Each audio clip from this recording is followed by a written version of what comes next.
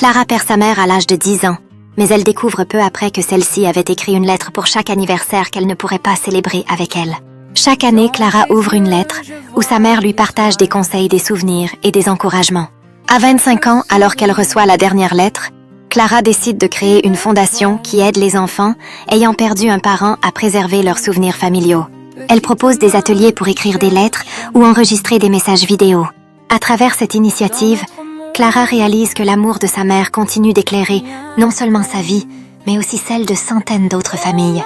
Chaque lettre devient un phare d'amour, illuminant le chemin des enfants qui, comme elle, cherchent à garder vivants les souvenirs de ceux qu'ils ont perdus. Clara comprend que cet héritage d'amour et de mémoire est aussi sa façon de transmettre les leçons de sa mère à la prochaine génération. Avec le soutien de sa communauté, Clara voit grandir sa fondation apportant lumière et espoir à ceux qui en ont besoin. Lors d'un gala de charité, Clara partage son parcours avec la salle, incitant de nombreuses personnes à s'impliquer et à soutenir sa cause. L'engagement de Clara attire de nouveaux bénévoles, tous désireux d'aider à répandre l'amour et la mémoire par le biais de lettres.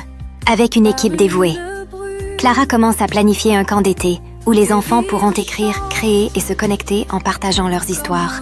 Ce camp d'été devient un refuge pour les enfants, leur offrant un espace sûr pour partager leurs histoires, honorer leurs souvenirs et tisser de nouvelles amitiés. Clara assistait avec émoi à l'amitié naissante entre les enfants, tous unis par leur vécu commun, prouvant que l'amour transcende le temps et l'absence. Lors d'une soirée au coin du feu, les enfants échangent des souvenirs et créent de nouveaux liens, renforçant le soutien mutuel qui les unit.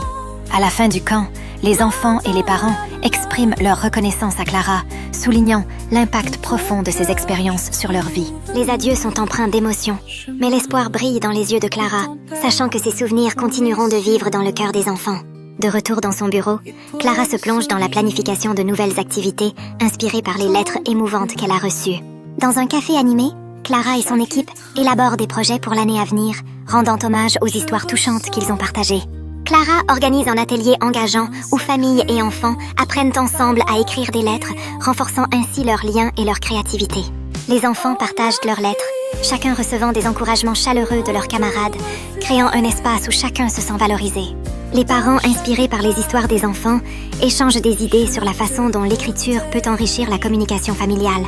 Clara lance un événement communautaire joyeux où les familles se réunissent pour écrire des lettres et partager des moments précieux ensemble. Les familles s'immergent dans l'activité d'écriture, créant des souvenirs durables, tout en renforçant leurs liens à travers l'art de la lettre.